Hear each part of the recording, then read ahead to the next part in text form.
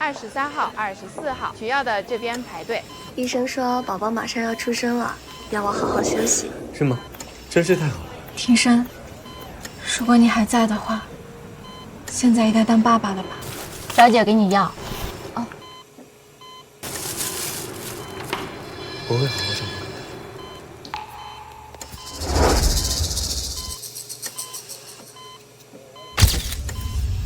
庭深，庭深，哎，小姐，怎么回事？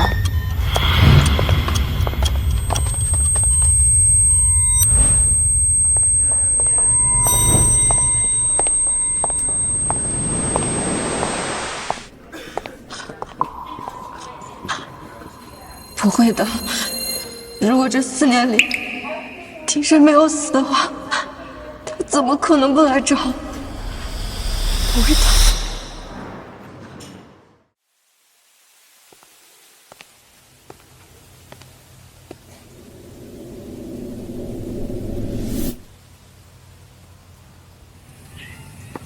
哎呀，今天怎么这么早就回来？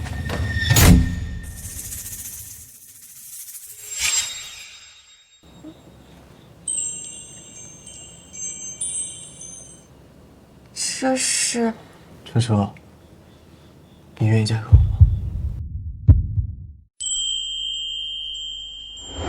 等我任务结束后，我就回去。他去出任务的时候，突然遇到爆炸，死了10几个人，他在名单上。没找到他的尸体，他就有可能还活着。我不相信他死了。你是好姑娘，是我们庭深没福气。你往前看吧，去找自己的幸福。庭深，你失约了。你怎么来了？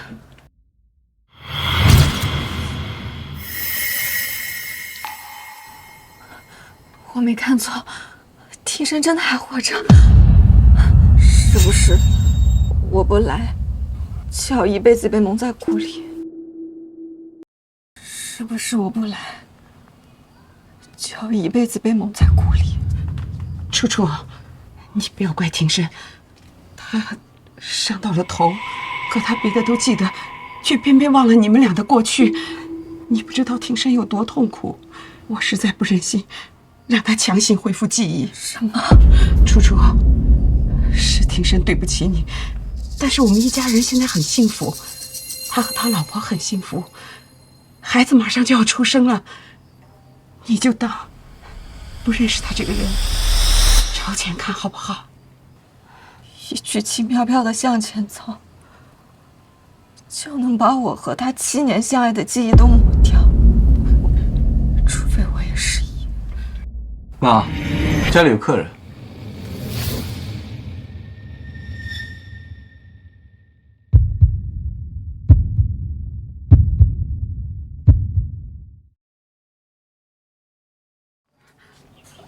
哦，他马上就走。啊，这么着急干什么？要不留下来一起吃个饭吧？啊，我也想跟你们认识认识。走吧。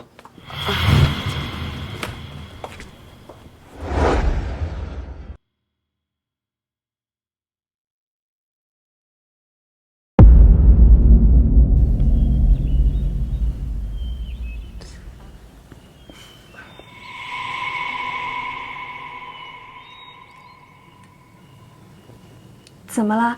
是饭菜不合你的胃口吗？妈，她是谁家的女儿？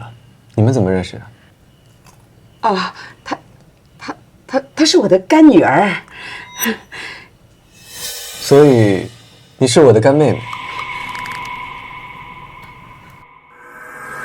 我不是你的干妹妹，我是你青梅竹马，相爱多年的未婚妻。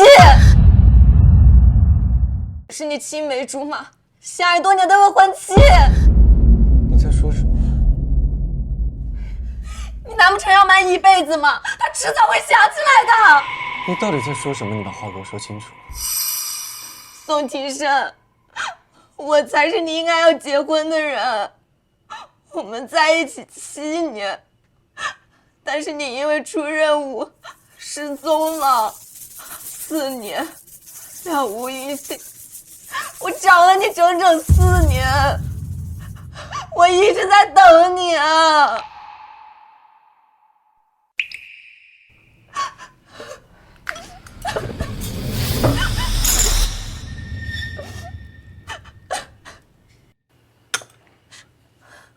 我们好心留你吃饭，你要是再说这些奇怪的话，就请离开。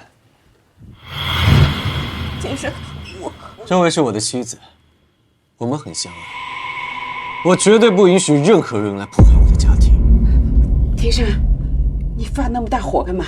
别吓着梦妍了。楚楚，楚楚，楚楚，这是一个莫名其妙的人，你别在意。来，我再去给你拿上筷子。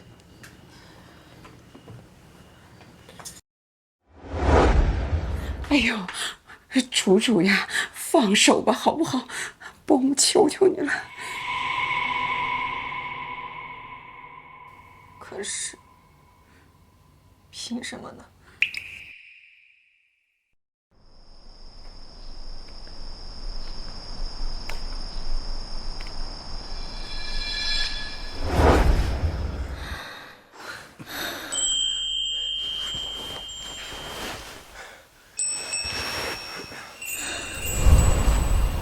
我这辈子只爱江晚初一个人。凭什么宋庭生要用那么热烈的爱，在我的生命里蛮横占据了11年，又说忘就忘，想脱身就脱身，留我一个人痛苦？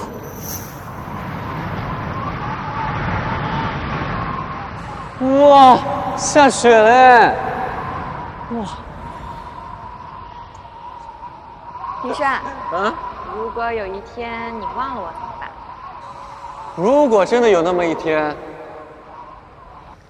那你一定要在我身边，因为我不想等我醒来之后，发现没你，这样我会很难。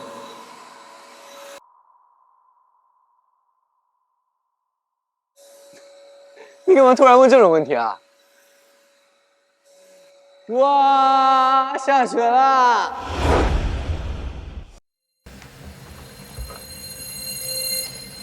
庭生，我不会让你找不到我的。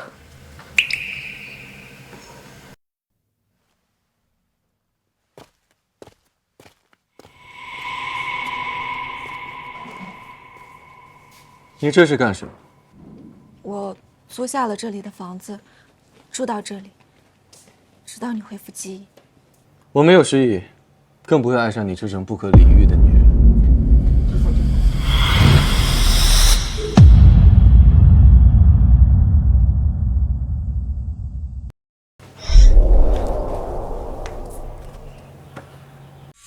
难道他没有说谎？这是我们1周年纪念日拍的，当时我们一起吃饭，拥吻还是你提出来的。人都太多了，我嫌肉麻。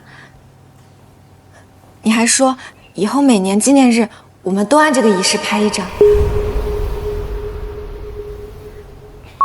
你是不是想起什么了？庭生，庭生。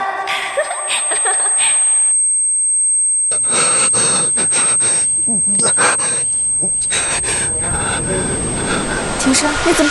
庭生，庭生，你怎么了？你没事吧？你不要吓我。文言，我没事，你别担心。我们先回去。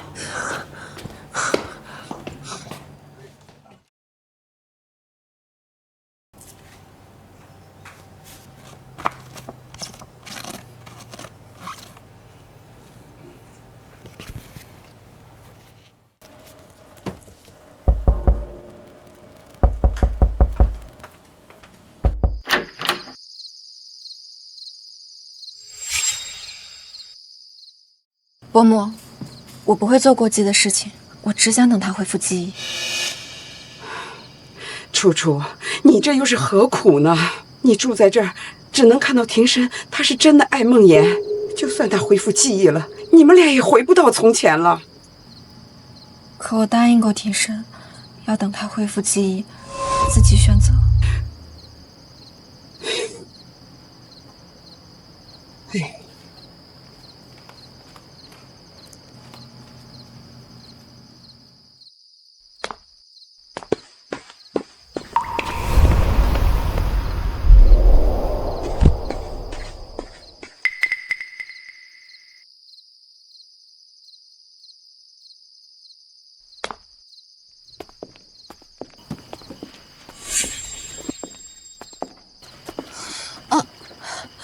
怎么了？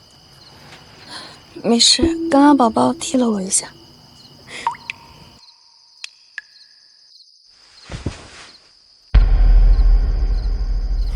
走吧。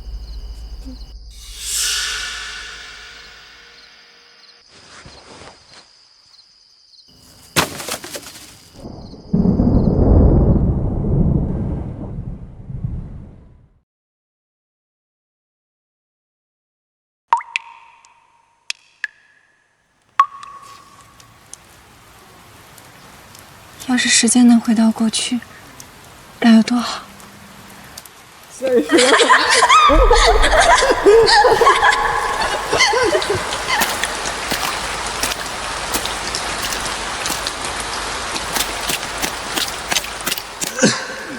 这么大的太阳还能下雨？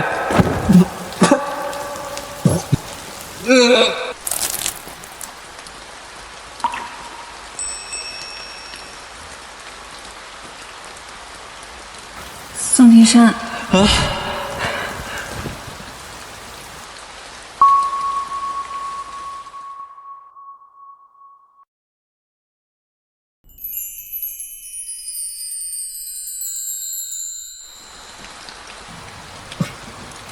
笑什么笑，傻子！你那个这边都是水。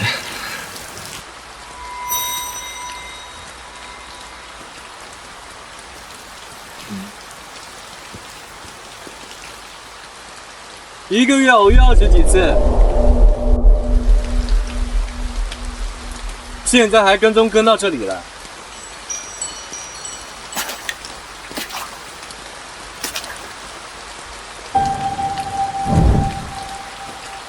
你是不是有点太故意？我没有跟踪你，这只是巧合而已。巧，出门，小区门口，现在又是学校，这么多巧合，那我们还真是有缘。难道你说的都是真的？我们以前真的在一起？他是不是想起什么了？可是我现在面对你一点感觉也没有，就算真的在一起过，我以前肯定也不爱你。如果你恢复记忆的时候还是这么说，我就从你的世界彻底消失。为什么看到他的样子，我会心疼？我最后提醒你一次，我有妻子，不管你是故意的还是巧合，我们都不适合在一起。我希望你不要自甘堕落。宋庭深，你还有多久恢复记忆？好像快坚持不下去了。我们和廷泰公司的合作马上就要开始了，你将作为我们公司的代表，外派去那边上班。延泰，那不是宋庭深的公司？我知道了。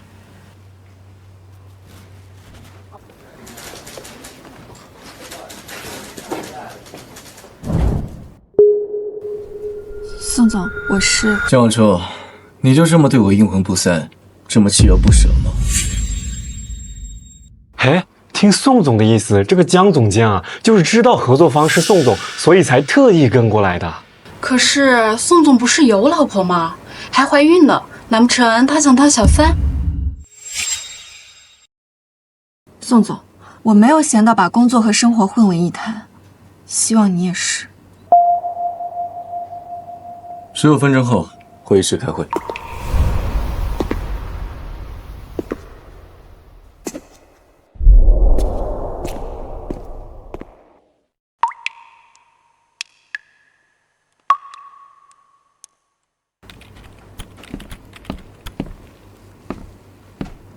今天晚上，富锦酒楼项目启动仪式酒会，到时候你自己去。知道了。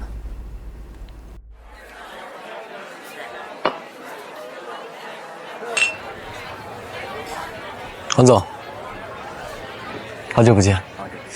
这次的项目多亏了你。庭深，晚初。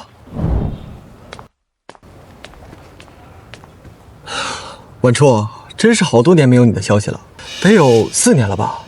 石头，你们认识？兄弟，你怎么还是这么爱吃飞醋啊？你们俩认识这么长时间，现在结婚了吧？身边的朋友都还记得我们的爱情，可宋庭深却忘了。那时候在校园里，你们就是公认的模范眷侣，我还一直想和你们俩喜酒来着。我已经结婚了，但不是和他，但不是和他。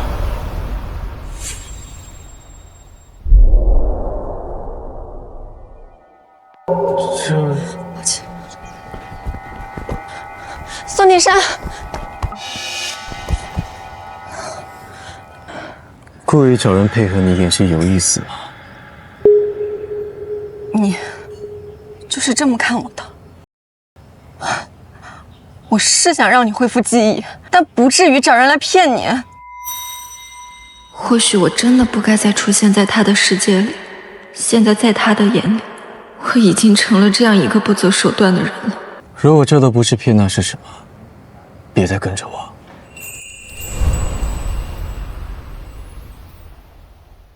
那个曾对我保证我永远不会将背影留给你的人，终究是渐行渐远。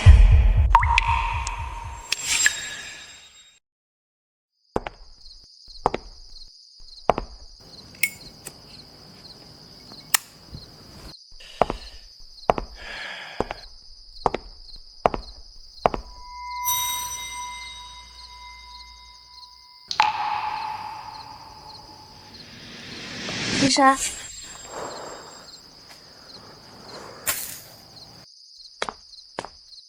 都说了你不用陪我了，我就是有点积食，你工作忙，我一个人出去走走就好了。这么晚了，不安全。况且，我想陪在你身边。走吧。等一下，你是20几号？什么？20几号？只有我才是多余的那个人。这4年的坚持真的有意义吗？或许，只有等到他恢复记忆，亲口听到他的拒绝，我才会甘心。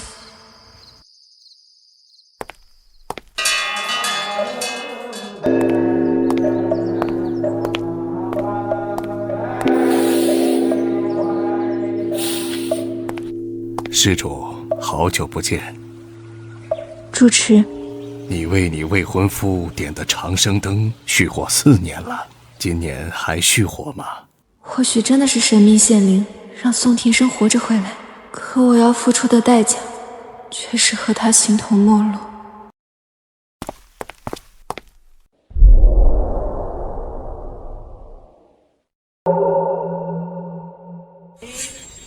又是你。住持，江施主为宋庭深施主点的长生灯忽然灭了，不知怎么都燃不了。什么长生灯？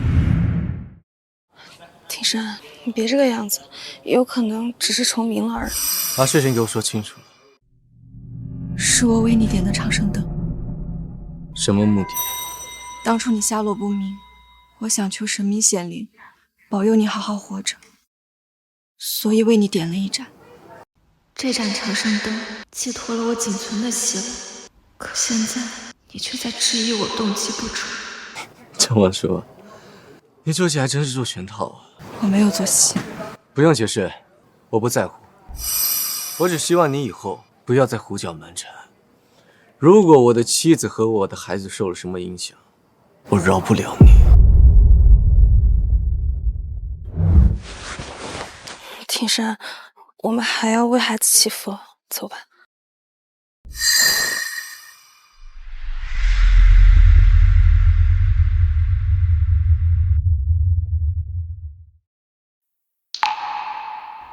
我是不是像一个觊觎别人幸福的小丑啊？可那样的幸福，明明应该是我的。主持，我的未婚夫现在过得很好，那盏长生灯灭了就灭了吧，反正我也不打算续香魂。阿弥陀佛，施主，你们有缘会再相聚的。你为他做的一切，他会知晓的。或许我和宋庭生的缘分，早在4年前就断了。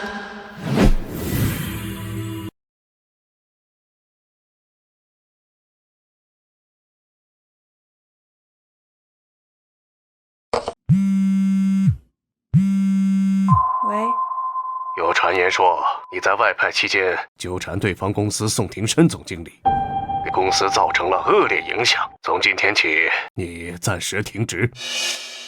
这个项目我会交给其他人负责。不是的，这件事情我可以解释。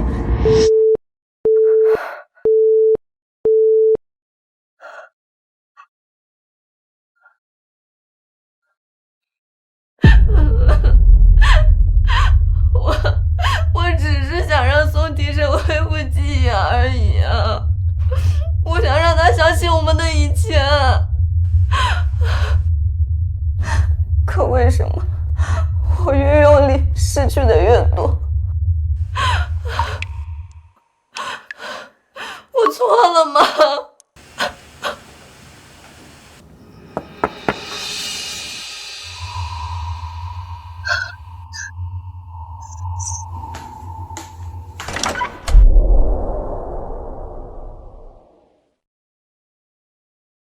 江晚初，是不是你散布谣言，说我和你有不正当的男女关系？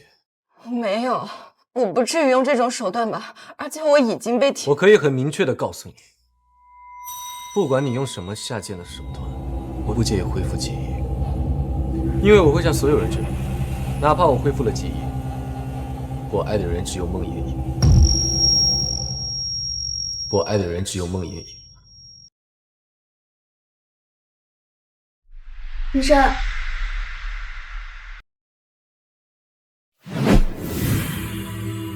庭生，你怎么到家了都不回来呀？你怎么出来了？你现在是孕晚期，不好好休息，你出来做什么？我和他在说一些工作上面的事情，你别担心，走吧。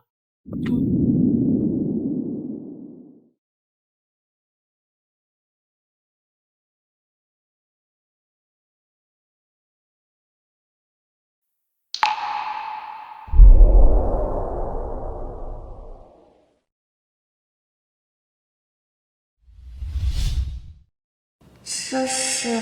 你愿意嫁给我？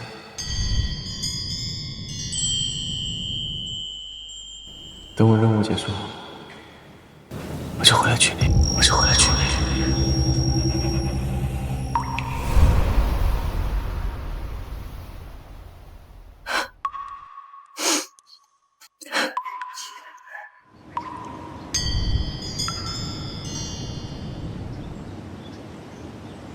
江小姐，你有时间吗？我们聊一聊。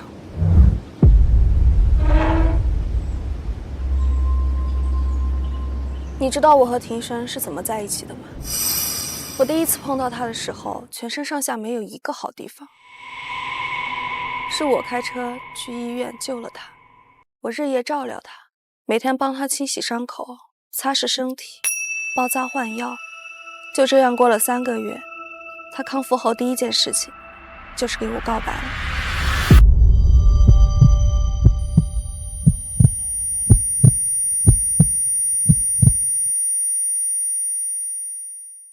我好像曾和一个很重要的人说过，如果我失忆了，他就要一直陪着我，直到我恢复记忆为止。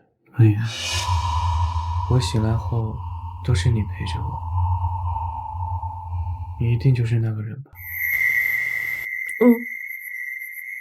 是我。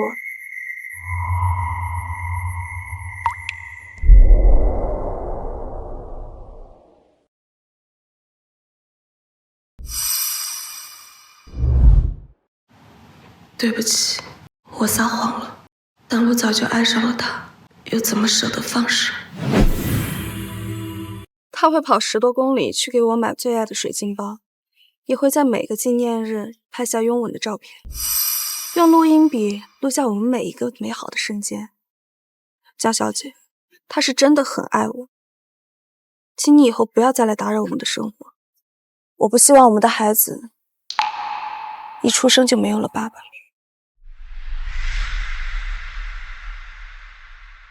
水晶包，在每个纪念日拍照，这不都是我跟庭生在一起时候做的事吗？难道他认错了人？他骨子里爱的还是我？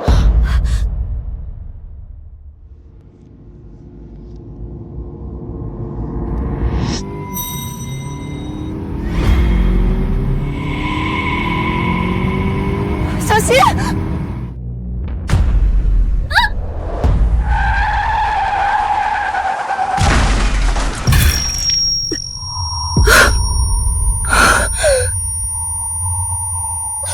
梦妍，庭生，庭生，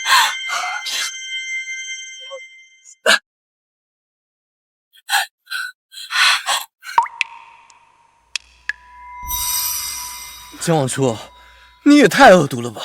你连一个孕妇也不放过。要是我的妻子和我的孩子有什么损失，我饶不过你。走。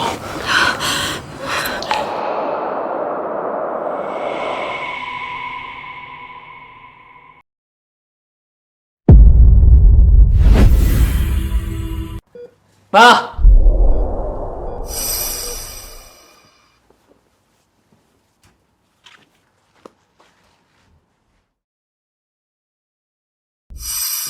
哎呦，我抱上大孙子了！长得跟我真像。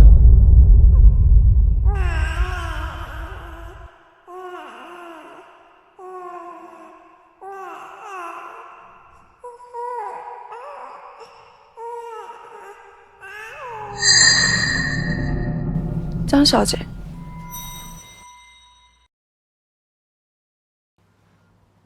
你又来做什么？你害了梦妍还不够，难道你要害我孙子不成？伯母，我没有想害他，那天我是看到他快被车撞了。行了，事情都过去了，你为什么老抓着过去的事情不放？求求你了，我们一家子现在过得这么幸福，没有你哪儿来的这么无妄之灾呀？可我又做错了什么？我只是想让他恢复记忆而已。那我要是一辈子记不起来，你是不是要纠缠我一辈子？江晚秋，别让我恶心你。恶心？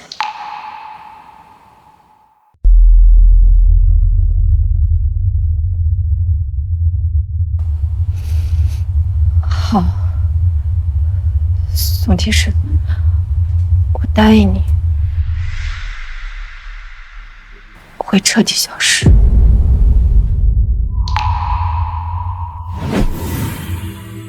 我会彻底消失。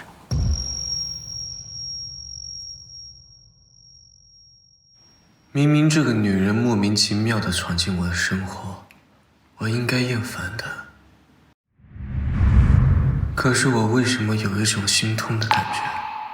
庭生，你怎么了？庭生，你是不是想起什么了？庭生，你可别忘了，你已经当爸爸了，孩子和梦妍都需要你啊。庭生，孩子想要爸爸了，你要不要抱抱他？你们别说了，我不会背叛婚姻的。那个，我回家去给你拿换洗的衣服。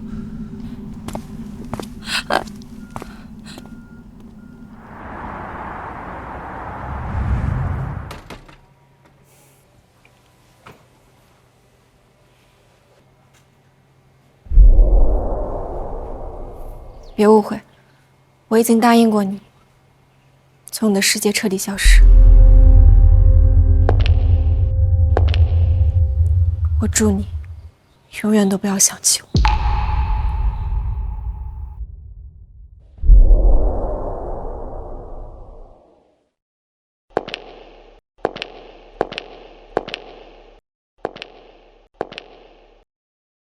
我祝你永远都不要想起我。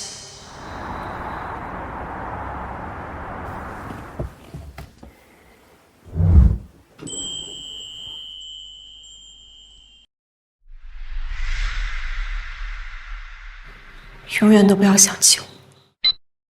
我是宋庭生，这是录音笔，用来记录我的遗言。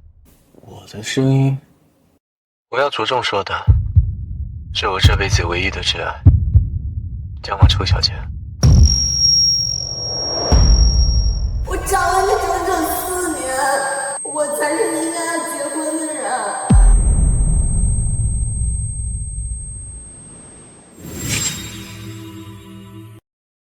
初初，以后我们每一年的纪念日都拍一张拥吻的照片，不许嫌弃。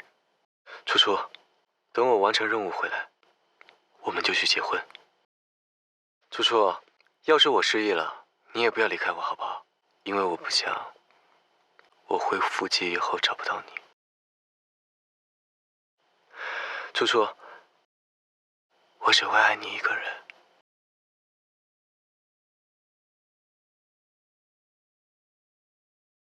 哦，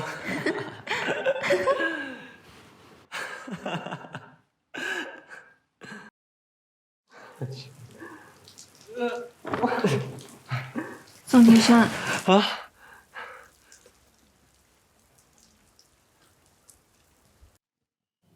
我这辈子只爱江晚初一个人。庭生，如果有一天你忘了我怎么办？要是真的有这么一天，你一定要在我身边。要是我醒来，我发现你不在了，我会很难过的。这是……初初，你愿意嫁给我吗？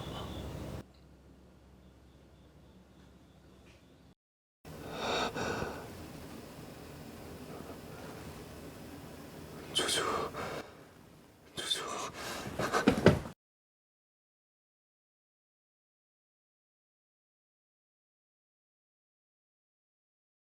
江晚初，江晚初，江晚初，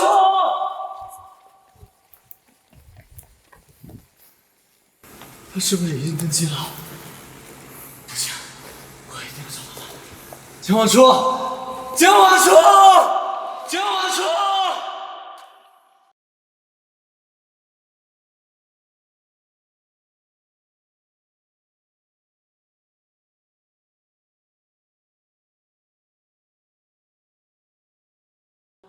江晚初，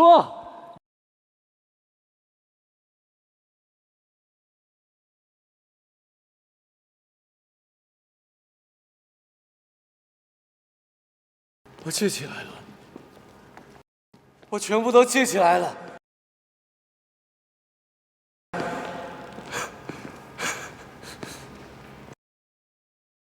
江晚初。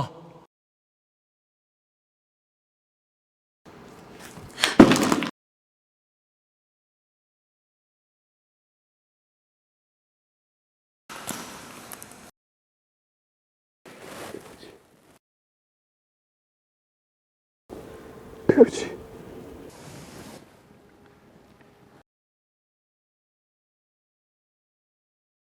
我就知道你会想起来的。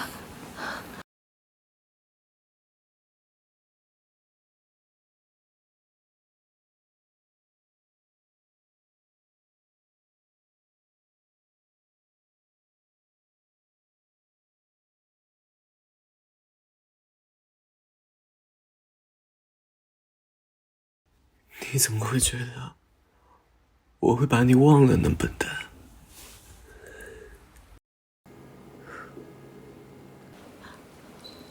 切吧。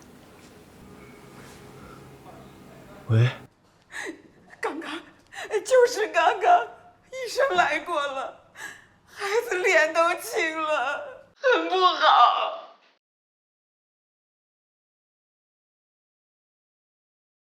怎么办？怎么办呀？好，我知道了，我以后就回来。你这是？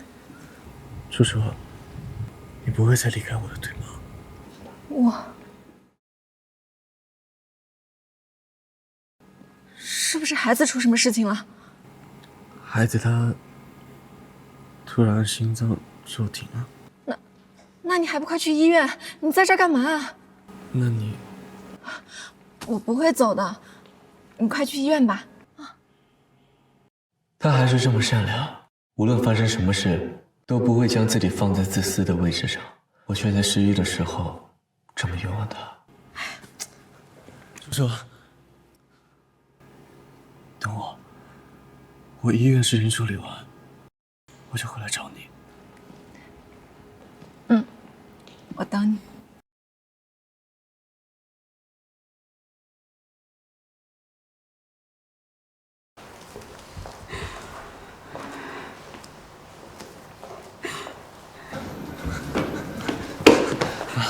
庭深，医生说孩子是因为贫血导致的继发性心脏骤停，他还那么小，他命怎么那么苦啊？妈，你先别激动，孩子一定会没事的。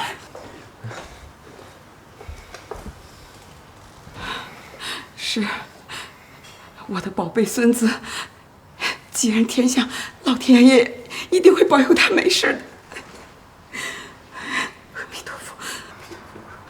妈，梦妍呢？在病房里。我先过去看看。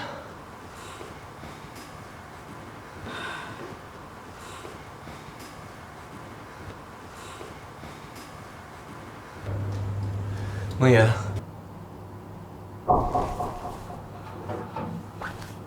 庭深哥，我们的孩子会不会出事啊？梦妍，孩子不会有事，你别担心，我一定不会让他有事的。庭深哥，我刚刚真的好害怕，我害怕我们孩子出事，我医院怎么办？我现在依靠真的只有你，真的只有你。孩子会没事的，我们也是。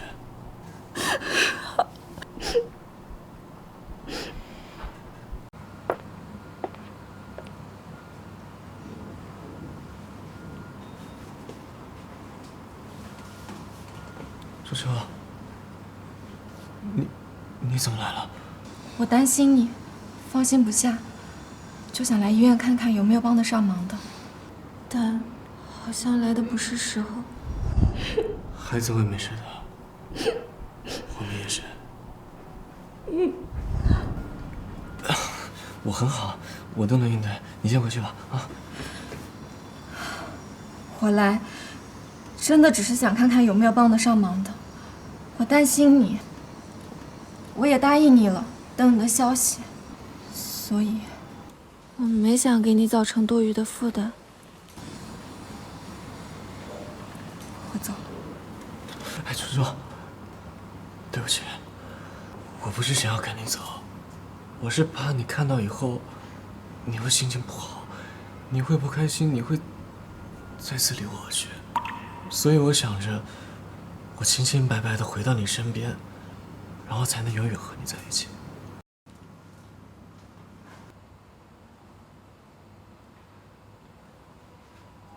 没关系，4年我都等了，等多久我都愿意。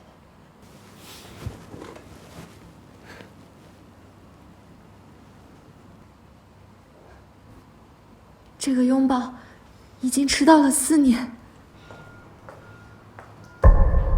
庭深，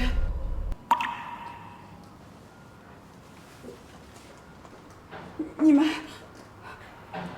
庭深，你恢复记忆了。妈，你没事吗？没事。做孽，这是做了什么孽呀？伯母，您别这样。你现在终于如意了，庭深记起来了，可我的孙子病倒了，你给我们家带来的报应吗？你觉得是我骗了你，你就一定要报复回来才甘心吗？你明明走了，可你为什么还要回来？你是嫌我们家乱的还不够吗？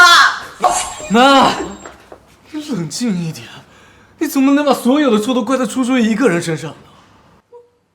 我是心疼我的孙子，他还那么小，不知道能不能治得好呀。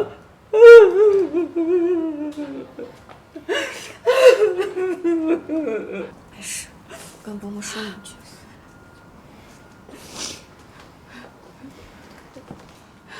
伯母，伯母，我知道您的心情。庭生是您一个人从小养大的孩子，当初庭生出事故的时候，您比我还伤心，却还强撑着安慰我，让我走出来。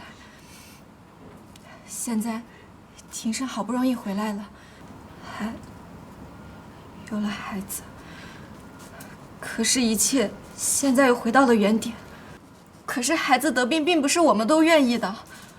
您放心，我和庭生已经商量好了，一切以孩子的病为先。我这次来医院就是为了孩子的病。我在这个医院有认识的医生，他说，只要手术成功，小孩恢复的几率很大。我们就安心的等手术成功的好消息，好不好？楚楚，伯母太激动了，错怪你了。我没事的，伯母。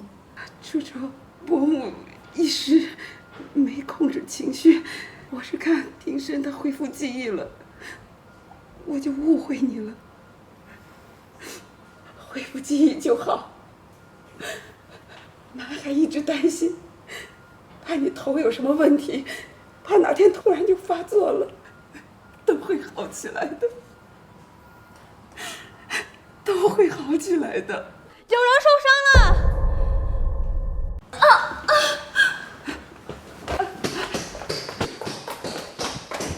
梦妍，梦妍，梦妍，你怎么流那么多血啊？这是怎么回事？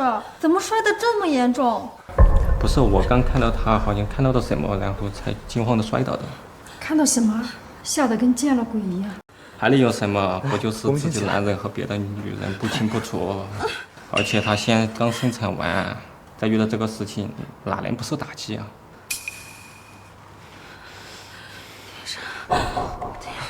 梦妍，梦妍。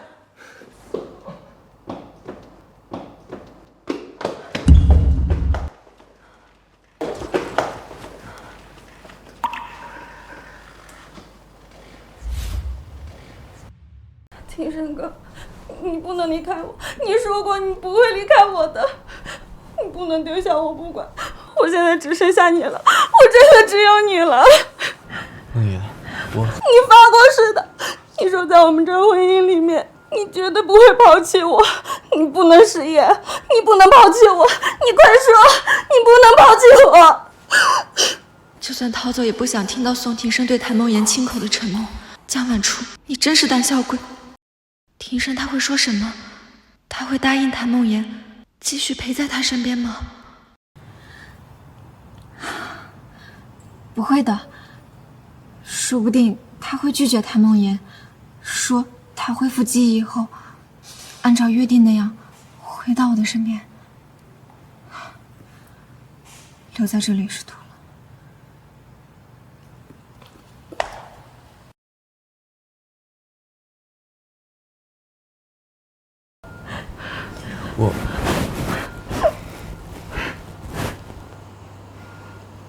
你去看果果了吗？怎么了？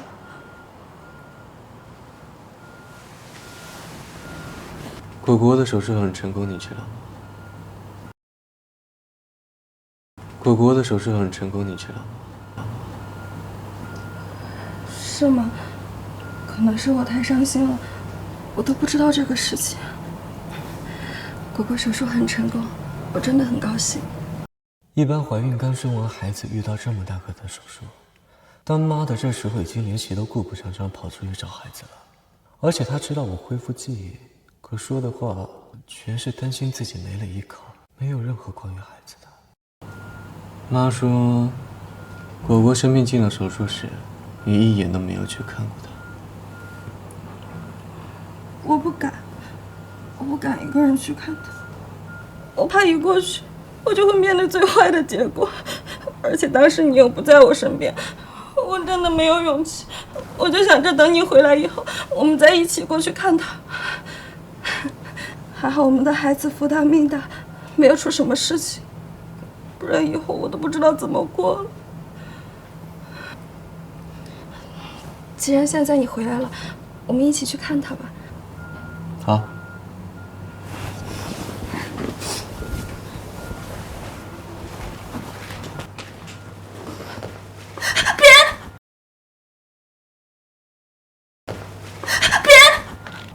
这张照片从哪来的？怎么回事？我也不知道。什么意思？这个照片是我突然在枕头下面看到的，而且背后还写了一篇字。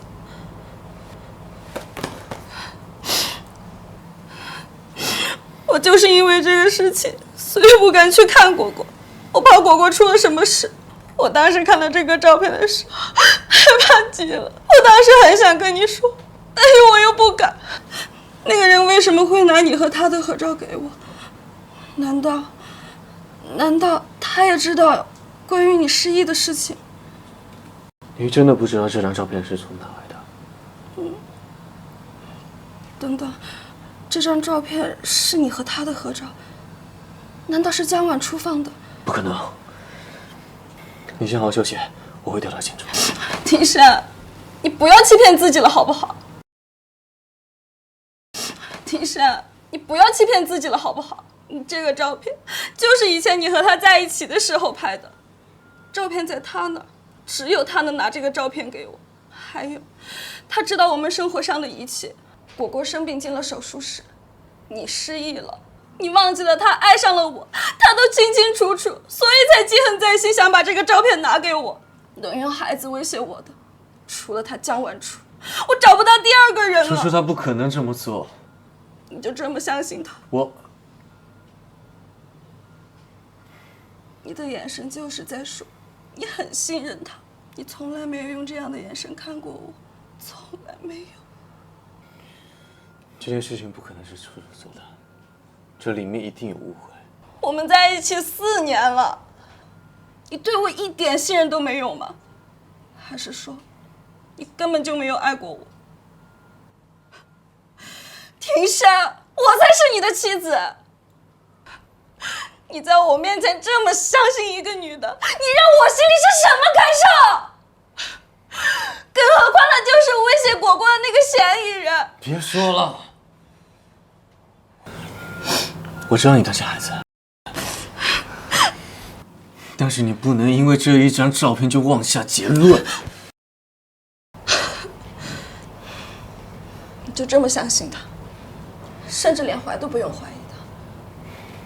早知道是现在这个结果，我当初就不应该救你，好过现在受折。没错，当初确实是你救了我，但是我从来就没有爱过你，我从来就没有爱过你。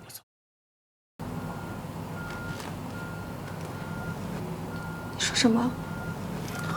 对不起，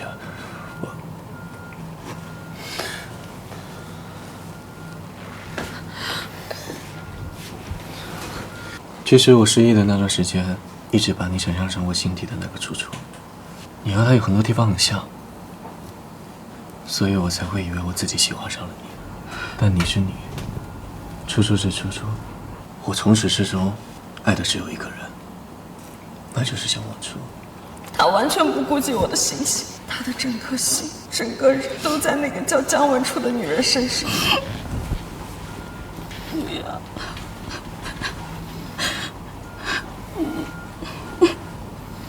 我知道这些事情一时之间很难接受，但是这些事情我们必须要去面对，不管是对你也好，还是对楚楚也好，都是不负责的。只要你愿意放手，我我愿意拿出一切作为补偿。当初的那些承诺和誓言，都是我在失忆的时候许下的。但我现在恢复记忆了，我可以给你想要的一切。但出来，我先走了。照片的事情我会调查清楚，绝对不会让你和果果受到任何人的威胁。至于其他的，你就不要多想了。哦，对了，你还可以好好想一想，想要什么离婚补偿。明哥，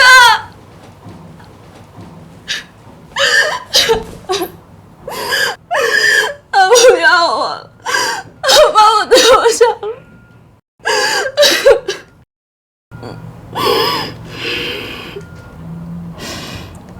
我绝对不会让你们如意的，绝对不会。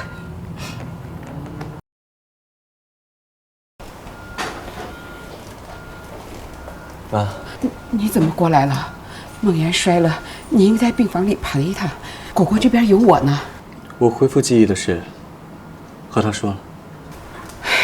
你们俩的事儿，我也不想陪着你们瞎折腾。我只要果果平安健康就好。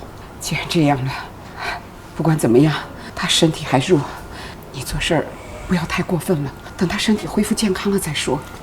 这个我知道，就是我现在得出去一趟，就是得麻烦你照顾照顾他们两个。哎呦，我倒是没事，可都这个时候了，你又要去干啥？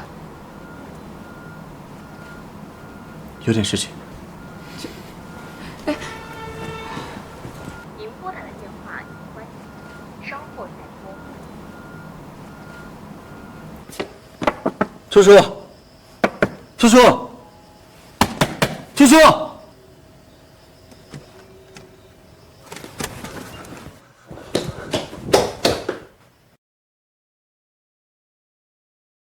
怎么回事？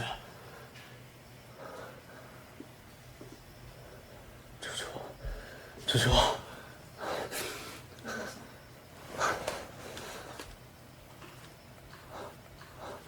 喂，宋庭深，你是谁？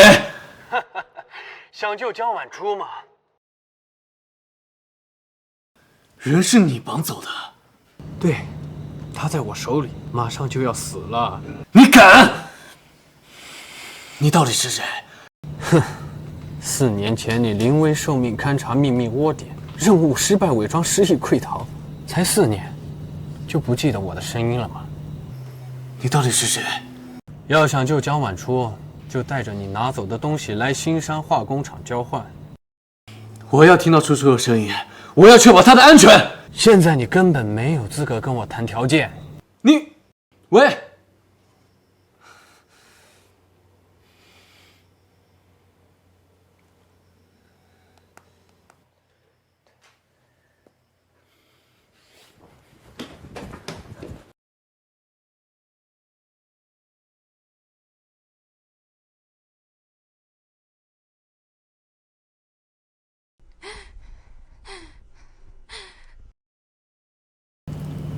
你是谁？你为什么要绑架我？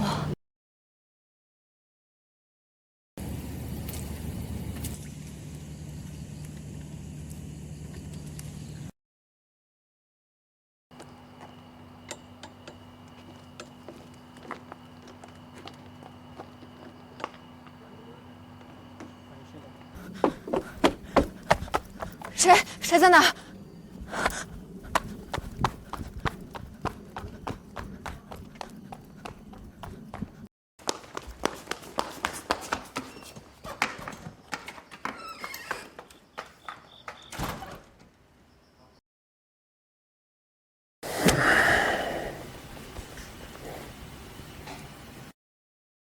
找到你了。你怎么认识他的？你说的是谁？我不认识。你只有一次机会，别他妈给我耍花招。你说的那个人，我真的不知道。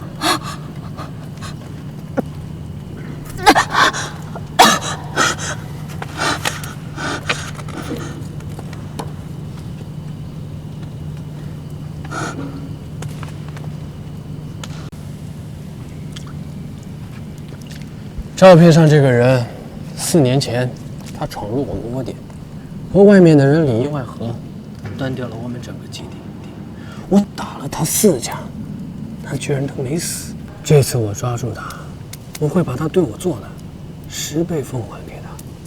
4架，死里逃生。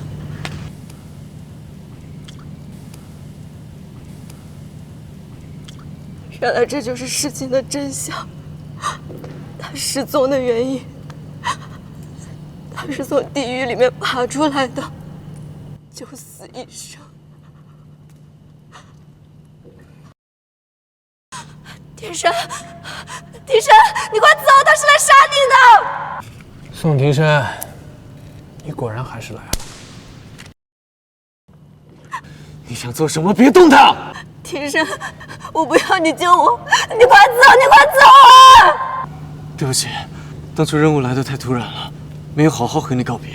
我本想着等我任务结束后马上和你求婚，但是我失忆了。我把嘴给我闭上！这他妈不是你们谈情说爱的地方。你有什么事情冲我来，我们俩之间的事情和他无关。把他给我放了，我什么都可以听你的。把他给我放了！不要，我不走。4年前我就差点失去你了，这次我要和你一起承担。别他妈唧唧歪歪的，这里是我的地盘，我说了算。宋庭生，把你的手脚给我捆起来，我给你1分钟的时间，要是慢了，就别怪我的刀不长眼了。10、9、8、7。等一下，你不是说1分钟吗？怎么可以从10开始数？我都跟你说了，这里是我的地盘，我想咋数我就咋数。要是宋庭生慢了，你的小命就没了，懂了吗？我好了。宋庭生，你现在就是我砧板上的鱼肉，任我宰割。我会把你对我做的一切10倍奉还。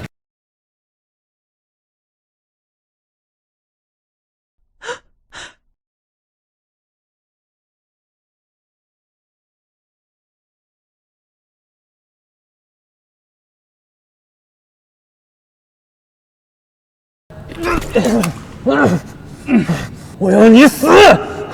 我要你死！想杀我，没那么容易。你怎么会摆脱那条绳子的？你不行，不代表我不行。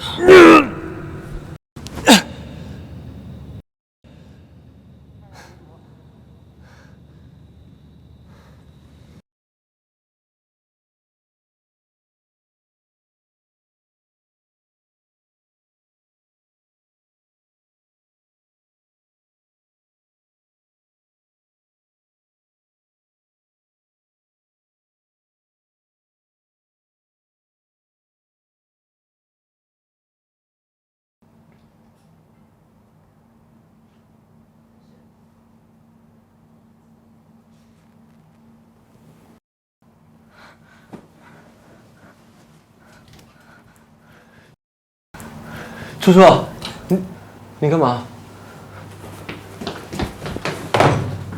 你是不是哪不舒服？你要不要紧？我现在就去找医生。我没事，我就是醒来没看到你，我担心你出事，所以想要赶快找到你。宋庭生，你现在的身份只会给他带来非议。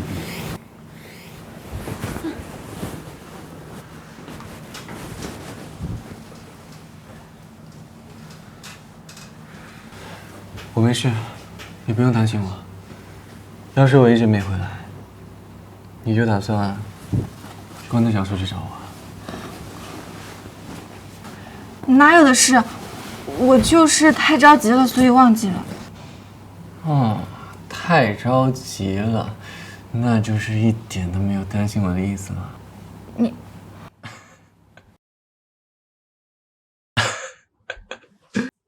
我出去呢，是给你带午餐的，你看。这可是我去外面给你带的滋补鸡汤。你受伤了，可要好好的补。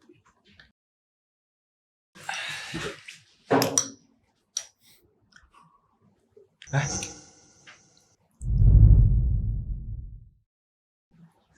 怎么了？你不喜欢喝鸡汤吗？没有。那怎么了？你是身体还有哪不舒服吗？你快和我说，不然我要去叫医生了。没有，我哭不是因为这个。那是因为什么？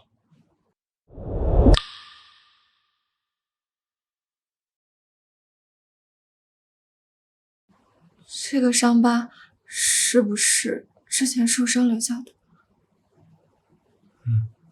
那4个伤疤可以给我看看吗？为什么想看？因为我心痛你。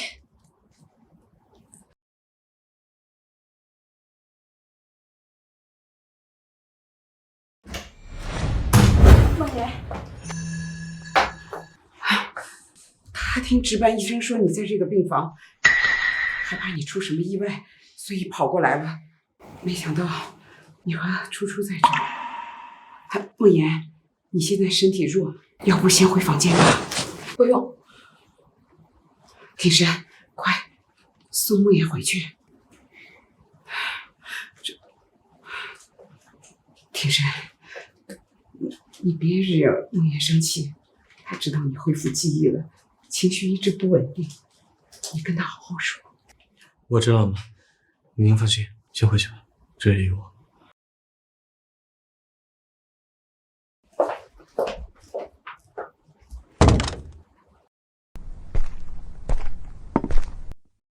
来，坐。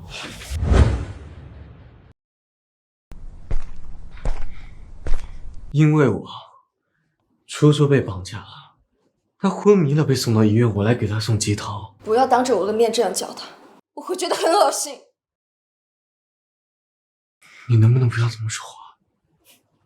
怎么，这就心疼了？你不要这个样子。什么样子？那我应该什么样子？善良体贴，乐观开朗，还是能大方到能和其他女人分享自己的老公？你冷静一点，你到底想要干什么？如果你要是没有什么其他的事，就请你回自己的病房，不要来打扰他。打扰？我听别人说我的老公在病房里面，我很担心，我以为他生病了，我跑来看他。结果呢，我的老公在病房里面和其他女人眉来眼去。你不是要问我来干什么吗？我这就告诉你，我是来带我老公回去的。他是你的初恋，是你的白月光，是你失忆以后也要记起来的人。那我呢？我算什么？是你跟我求的婚，是你说你会爱我一辈子，是你承诺说不会背叛我们的婚姻，这些是你自己说的话。就算是你失忆了，那这些是假的吗？那4年是假的吗？我们的婚姻是假的吗？我们的孩子是假的吗？你以前跟我说的那些甜言蜜语都是假的吗？我知道我不该来这儿，但是我就是控制不了。每当我想起你们俩瞒着我，在这儿打情骂俏，我就从心眼里泛起恶心、嫉妒，还有恨意。我巴不得他江晚珠原地消失，你彻彻底底的失忆，完完全全属于我一个人的。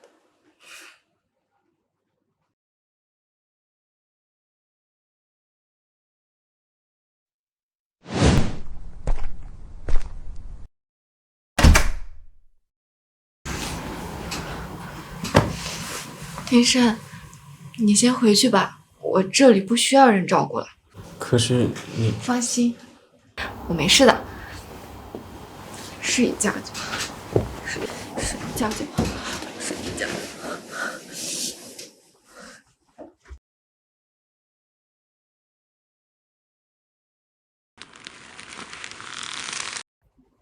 你好好休息，我明天再来看你。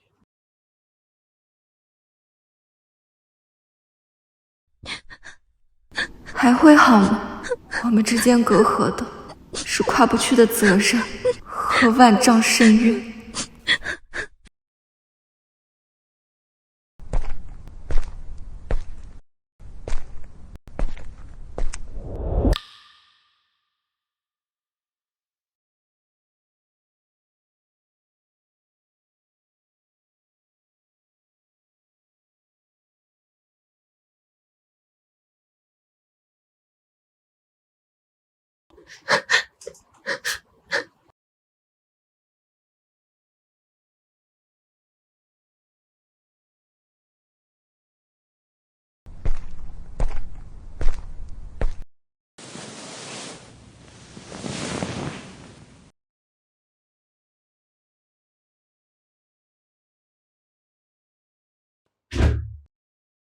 曾经以为我们会像之前交往的那几年一样，一直幸福快乐下去。我每天依靠着念想过活，希望有一天奇迹能够来临，却原来是一场灾难。如果我们在一起的条件是让彼此都活在痛苦的煎熬中，那有什么意义呢？都怪我太贪心了，一开始只是想让你平安的活在这个世界上，后来我又希望你能想起所有事情，想起你最爱的人是我。但3个人的时间实在太拥挤了，总得有一个人先退出。喂，楚楚，发生什么事了吗？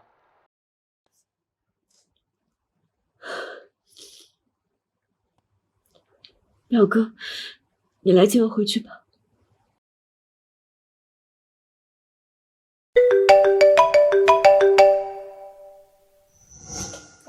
喂，一个坏消息，那个匪徒自杀了。自杀了？我当时用刀插他大腿的时候，他都没有自杀的意图，怎么可能突然的自杀？不排除他畏罪害怕的原因。你手里的那个东西，现在藏在哪里？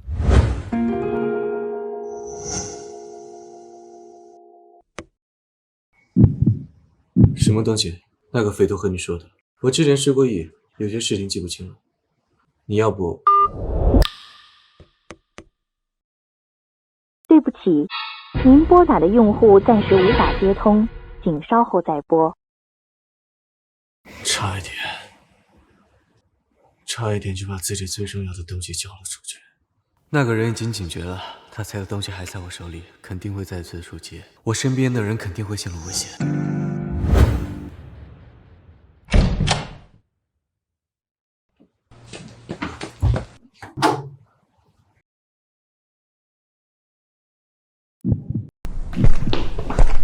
阿姨，病房里面有人呢，刚刚还在那。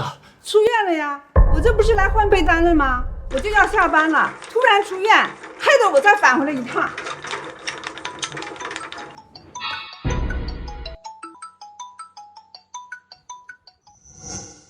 喂，庭生，我是老许，当初派你做任务负责和你接头的人就是我。4年前你没有应讯之后，我以为你出事了，但当时你的信息都是隐秘的，我也不敢断定你死亡，也没找到你的尸体。没想到老天爷有眼，4年后你回来了，我都不敢相信这件事情居然是真的。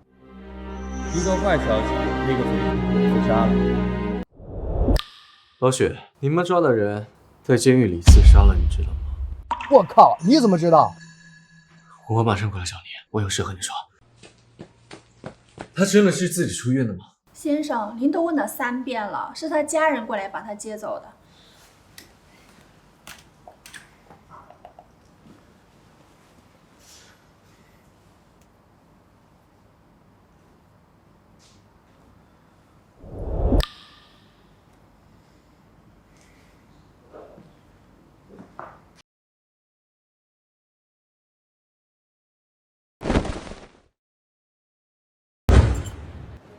宋庭生，哇，这也太逆天了吧！我一直以为能够在线人圈子里混到你这种高度的人，怎么都是那种放到人群里都找不到的存在。你看我头都秃了，没想到你从阎王爷面前走了一遭，这简直帅得没道理呀！要是我没有彻底恢复记忆，可能我真的会忘了我隐藏身份的这件事。可能你当时被敌方基地的人抓住，你怕泄露秘密，所以你把紧要的人和事都紧紧地锁了起来，对所有人的设防，哪怕对自己都不放过。只是没想到，打开我这扇门的钥匙竟然是楚楚。你暂时平安活着这件事情，只有我知道。你知道吗？那个黑衣人已经死了。自从他死了之后，所有线索都断了。我是真不知道该找谁了，所以只好来找你了。我们从一开始就错了，知道我还活着的消息，不仅只有我们2个人。我也猜到了，那黑衣人死得太过蹊跷，他可是1级犯人，重点关押。据说警察给他放饭的时候，就发现他吊死在窗口上，距离他被关押也才不过2个小时。从那通电话来看，这件事情一定没有那么简单。对了，那个号码我查过了，是个虚拟号码，归属地在国外，估计黑客利用什么手段设置过了，追踪都追踪不了。这也太可恨了！我第一次遇见这么难追的人，你说这背后到底是人是鬼啊？枪都指我脑门上了，愣是连个人影都没有。等我抓住他，非得扒了他一层皮才行。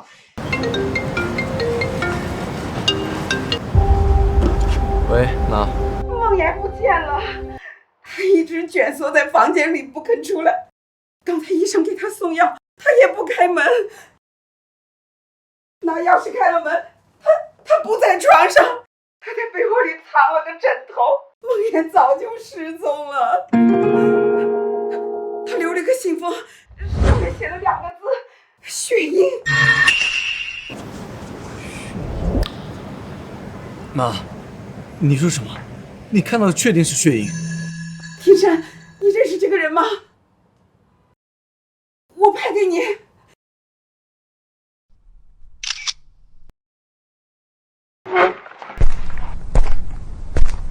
我靠，这哪是签名啊？这分明对着我在笑，太恐怖了吧！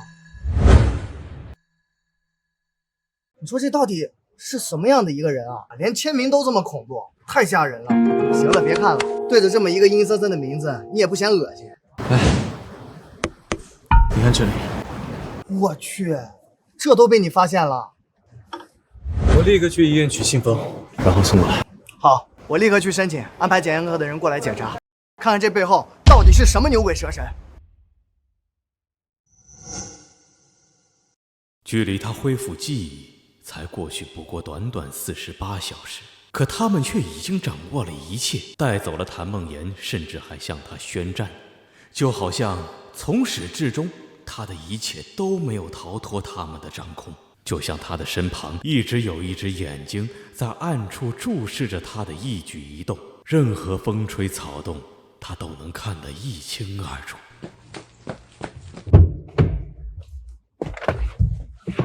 医生，我找到了，据说这是一种化工厂的原料，这玩意儿1斤就要10万块，制作手续还特别贵。我搜集了全市所有的化工厂，只有最近郊区的一家才有过购买记录。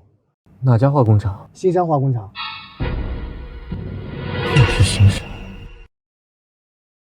对，就是新山。据说是4年前才新建的，后来突然就废弃了。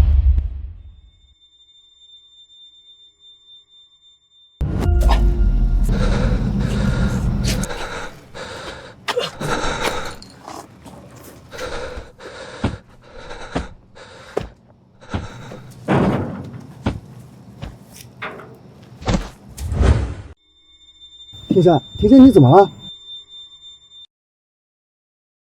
新山，我4年前出事的地方。啊？怎么会这么巧？4年前你出事的地儿不是在隧道里吗？不是的，这只是你们知道消息。他们在新山化工厂设置圈套给我。我本想着他们有其他的计划，就偷偷摸进去，没想到他们就在那等着我。我后来想逃，怎么也逃不掉。他们那些人是出了名的血性。你在里边遭受了怎样的折磨，我真的想都不敢想。怎么会这样？你藏得那么深，他们怎么会这么精准的找到你？我也不知道。那前面就到了，我先进去探探里面的地基。如果他真的在里面，我就通知你，你安排大部队过来。好，你一定要小心。放心吧，我一定会将他们一网打尽。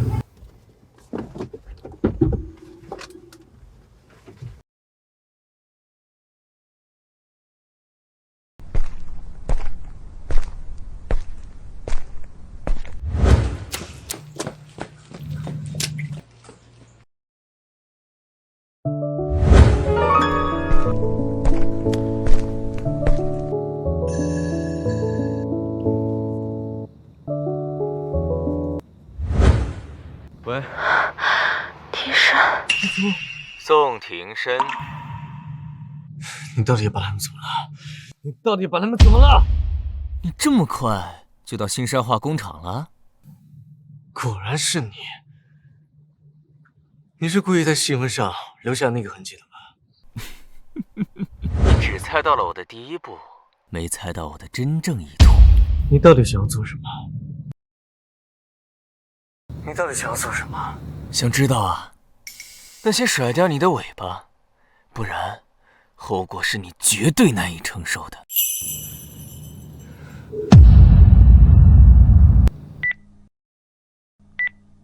把你的手机放在桌子上，把你身上准备的一切东西全部拿出来放过去，然后按照我给你的地址找过去。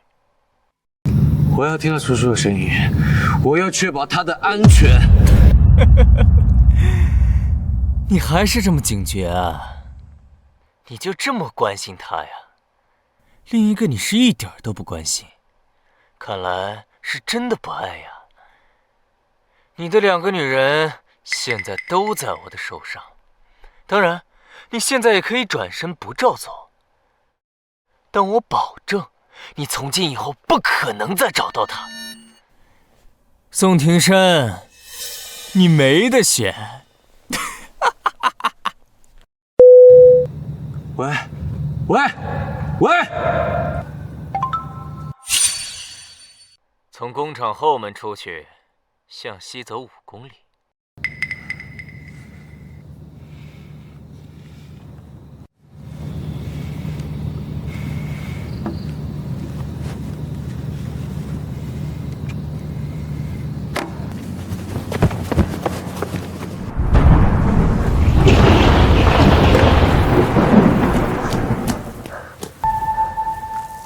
开始就是结束。在那，他在那。坐。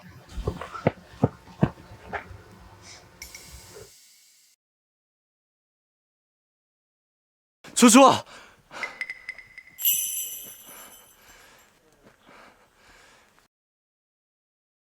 你把他们怎么了？宋庭生，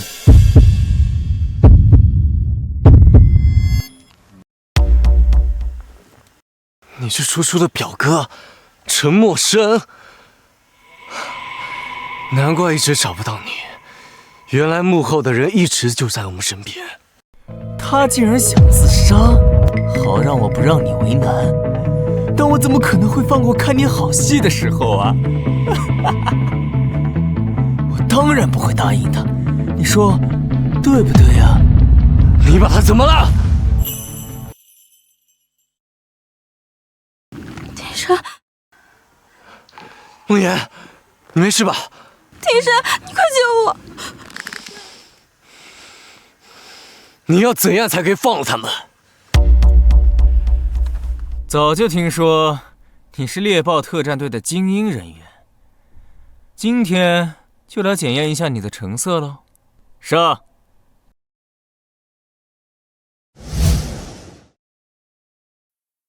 上！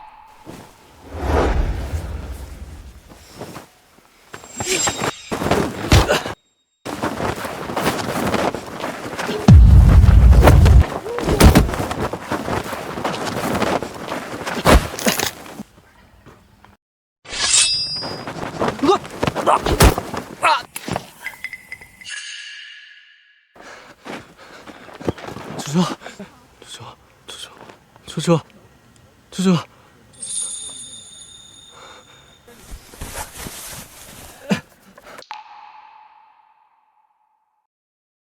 小心！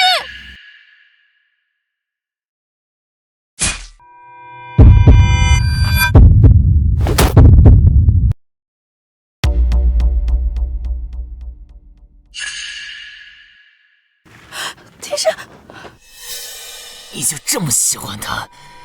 他这么对你，你还要留他最后一口气？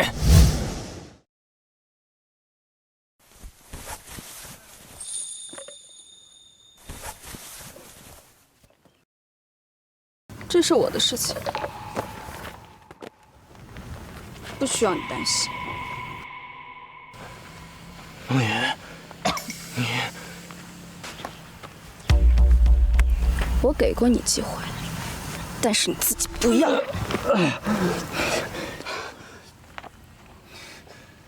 你竟然和他们是一伙的？谁跟你说他是雪鹰的？怎么会？你才是他们组织里的老大。你进组织的第一天，我就注意到你了，但是也是同一天，我就知道你的真实身份。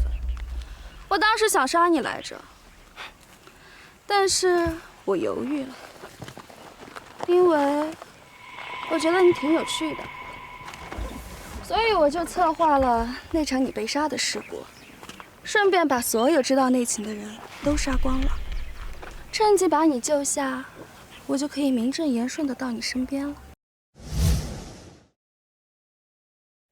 哦，对了，你失忆的事情只不过是我用了一点点的小手段，目的就是为了让你忘记所有的事情，以绝后患。可是你还是想起所有的事情来了，都怪他。你做的这些，就是为了得到我。那我现在告诉你，不管是从前，还是以后，还是一辈子，我都不可能爱上你。别太把自己当回事了，你的爱我根本一点都不稀罕。杀人的游戏我已经玩腻了，我找你不过是想玩一场新的猫鼠游戏而已。我就是想看看，当一个男人记不起自己心爱女人时，会露出什么恶心的样子。我也想看看，当你知道你最大的敌人一直潜伏在自己身边的时候，他又会露出什么失败的表情。你还不处理他，时间久了不好。我不会杀他们的。你说什么？你不杀他们，那你要干什么？杀了他，我还要怎么玩？你简直是个彻头彻尾的疯子，老子不跟你玩了。谁让你走的？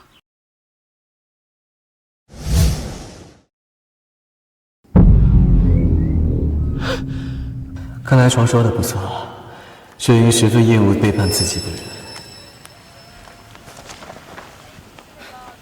你可要想清楚了。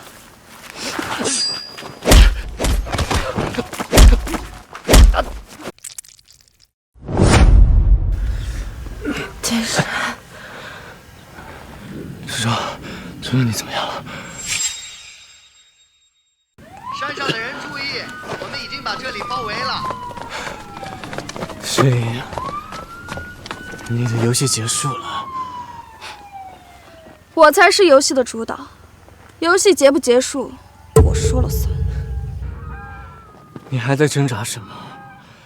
我们的人已经把这里包围了，就算是一只鸟也飞不出去。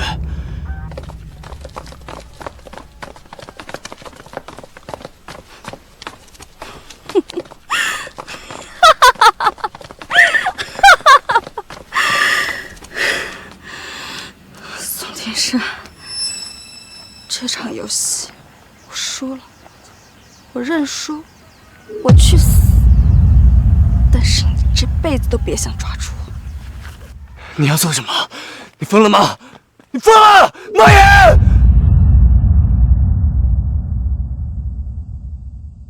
莫言！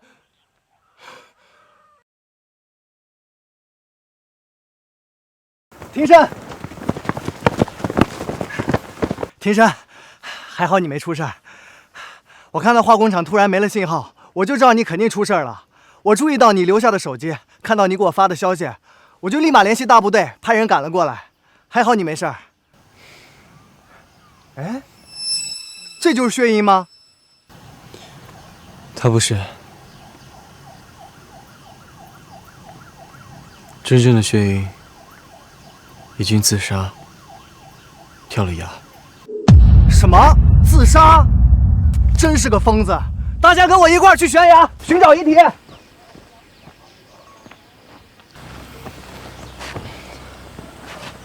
都结束了，这么多艰难，我们都挺了过来，再也没有什么能把我们分开。